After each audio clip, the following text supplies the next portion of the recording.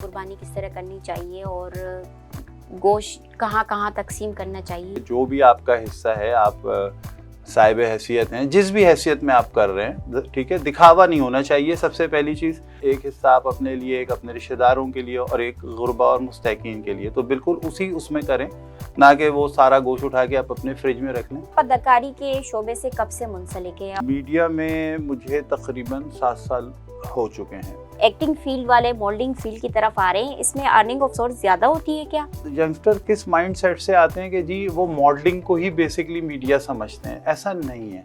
जब तक आप एज ए एक्टर नहीं बन पाओगे ना अपने आप को, आपको कोई नहीं पहचानेगा। जब आप ड्रामे से मशहूर होते हैं ना, फिर उसके बाद आप चाहे मॉडलिंग करें चाहे कमर्शियल में आए, तब लोग आपको देखना शुरू करेंगे। यंगस्टर आना चाह रहे हैं इस फील्ड में, एक्टिंग में, उनको आप क्या सजेस्ट करेंगे? तो शौक जल्दी उतर जाता है। जिसके अंदर जुनून होता है ना, कुछ पैशन होता है कि वो कहता है कि दुनिया इधर की उधर हो जाए, मैंने कुछ बनना है, तो ऐसे ही लोग बनते हैं। अस्सलाम वालेकुम नाज़रीन, मैं हूं आपकी होस्ट दिलराज और आप देख रहे हैं बॉर्न एंटरटेनमेंट।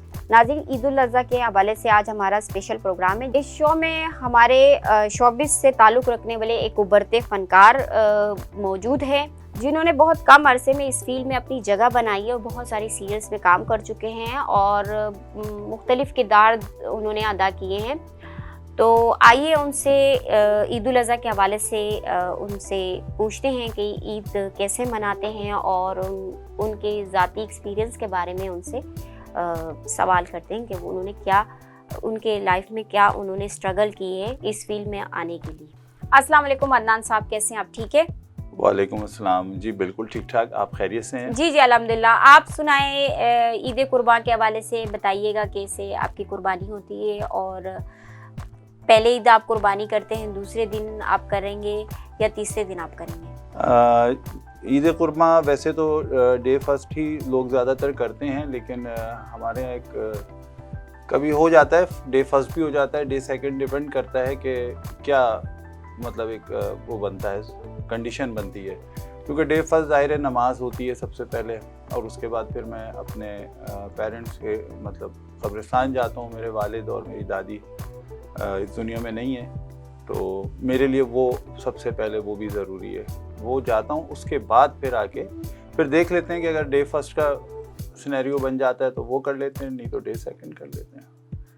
अच्छा, कुर्बानी के हवाले से बताइएगा कि हर घर में जो है, जिनके घर में कुर्बानी होती है, मुख्तलिफ डिशेस घर में बन रही होती है, तो आपकी एहलिया करती है या आप भी साथ में हाथ बटाते हैं? मैं सिर्फ खाने में हाथ बटाता हूँ। अच्छा।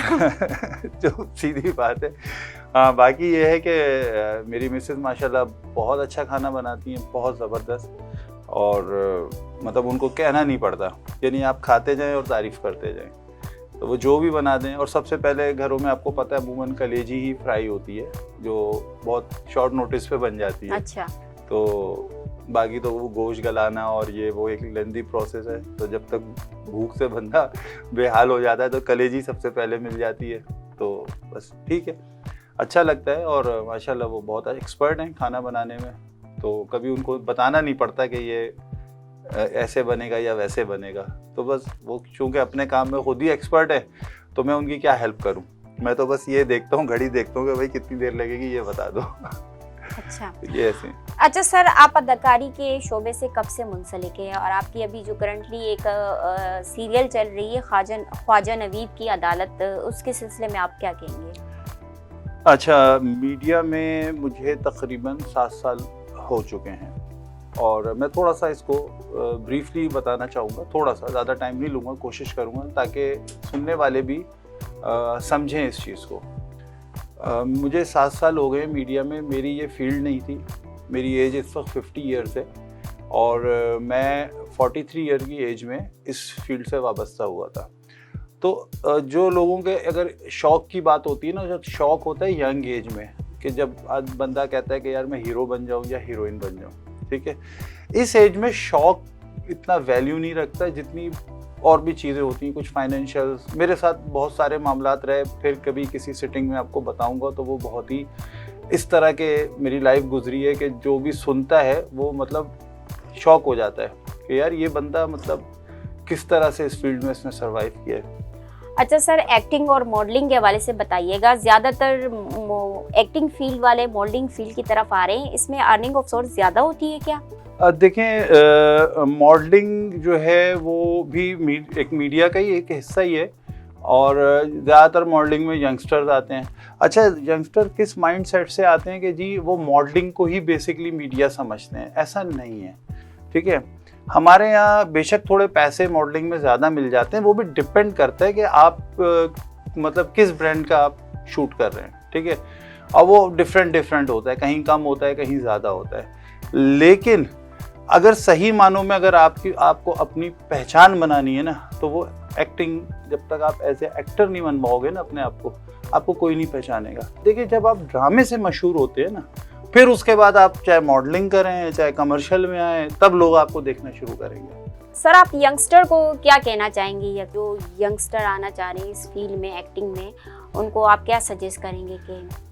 देखिए, मैं अपने तमाम देखने वालों को और यंगस्टर्स को ख़ास कर ये कहना चाहूँगा कि देखें, ये टीवी पे देखना, स्क्रीन पे हर चीज़ आपको बहुत कलरफुल नज़र आती है। ड्रामे देखते हैं हम, फिल्में देखते हैं, सॉन्ग्स, कुछ भी, तो हमें बड़ा अच्छा लगता है। हमें ख्वाहिश होती है कि हम भी कुछ बन जाएं, हीरो बन जाएं, हीरोइन बन जाएं, एक्टर बन जाएं, व्हाटएवर। लेकिन अगर आप ये जो 30 मिनट का एक ड्रामा देखते हैं ना, 30 से 40 मिनट का, उसकी जो बनाने का जो टाइम होता है ना, वो 3 से 4 दिन कम से कम।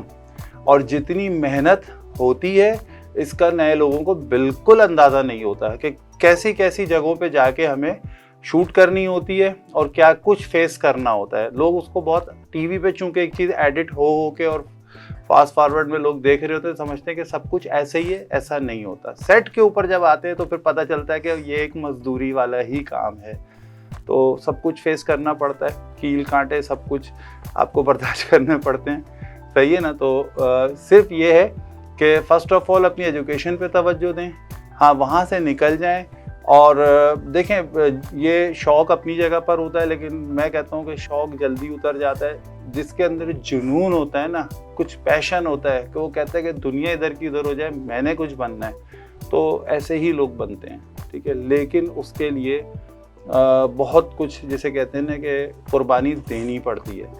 हिम्मत चाहिए, हौसला चाहिए। ये ना हो कि सेट पे है तो घर से फ़ोन चले आ रहे हैं, तो फिर आप कुछ नहीं कर सकते। मतलब मैंने तो यही एक्सपीरियंस किया इस फील्ड के अंदर। मैं ये नहीं कह रहा कि जी ना करें, लेकिन फिर बहुत कुछ सोच कर आएँ, सही है ना। अपने मतलब ये नहीं कि बस वो जो कलरफुल देखा सब कुछ, और उसके बाद जो है वो जब सेट पे गए, 4 घंटे नहीं गुजरे सेट के ऊपर, तो उसके बाद जो है वो परेशान हो गए कि यार अब क्या करें, ये वो नहीं, बर्दाश्त करना पड़ता है। 24-24 घंटे हम सेटों पे होते हैं। अच्छा सर, इस फील्ड में आने के लिए आपने बहुत सी कुर्बानियाँ दी हैं। कुर्बानी के हवाले से आप नाज़रीन को बताइएगा कि कुर्बानी किस तरह करनी चाहिए और गोश्त कहाँ कहाँ तकसीम करना चाहिए, या बताइए आप। हाँ बिल्कुल, जैसे ज़ाहिर है कुर्बानी की सुन्नत है, और बिल्कुल सुन्नत इब्राहिमी है। और बस ये है कि जो भी आपका हिस्सा है, आप साहिब हैसियत हैं, जिस भी हैसियत में आप कर रहे हैं, ठीक है, दिखावा नहीं होना चाहिए। सबसे पहली चीज़ वो अल्लाह की रज़ा के लिए आप कर रहे हैं कुर्बानी। और जो बताया गया है कि एक हिस्सा आप अपने लिए, एक अपने रिश्तेदारों के लिए, और एक गुरबा और मुस्तकीन के लिए, तो बिल्कुल उसमें करें, ना कि वो सारा गोश्त उठा के आप अपने फ्रिज में रख लें। तो मैं समझता हूँ कि ये अच्छी बात नहीं होती, ठीक है। जो लोग ऐसा करते हैं तो उनको सोचना चाहिए कि नहीं यार, ज़िंदगी कितने दिन की है, और हम ये सब कुछ जो कर रहे हैं तो क्यों कर रहे हैं। इसका मतलब है हम समझते हैं ना कि हमें अल्लाह के पास भी जाना है, मरना भी है, तो हमें वो कोशिश कर रहे हैं कि जो हमें मतलब कहा गया है, जो हमें समझाया गया है, जो है उसका तरीक़ाकार, हम उसी को फॉलो करें। तो इंशाल्लाह बाकी ये है कि कबूल करने वाली ज़ात अल्लाह की होती है, और इंसान अपनी जो भी ये करे, जितने भी, वो नेक नियति से करे। बस यही कहना चाहूँगा मैं। जी सर, बहुत शुक्रिया हमारे शो में आने के लिए, और अल्लाह सबकी कुर्बानियों को कबूल करें। बिल्कुल। और आपकी काविशों को भी हम बहुत अप्रिशिएट करते हैं कि आपने इतनी मेहनत करके, स्ट्रगल करके इस फील्ड में आए। बहुत शुक्रिया हमारे शो में आने के लिए। ईद मुबारक। खैर मुबारक। ऑन एंटरटेनमेंट की वीडियोस देखने के लिए हमारा चैनल सब्सक्राइब कीजिए और बेल के आइकन को भी क्लिक कीजिए, ताकि आप हमारी तमाम आने वाली वीडियो से बाखबर रह सकें।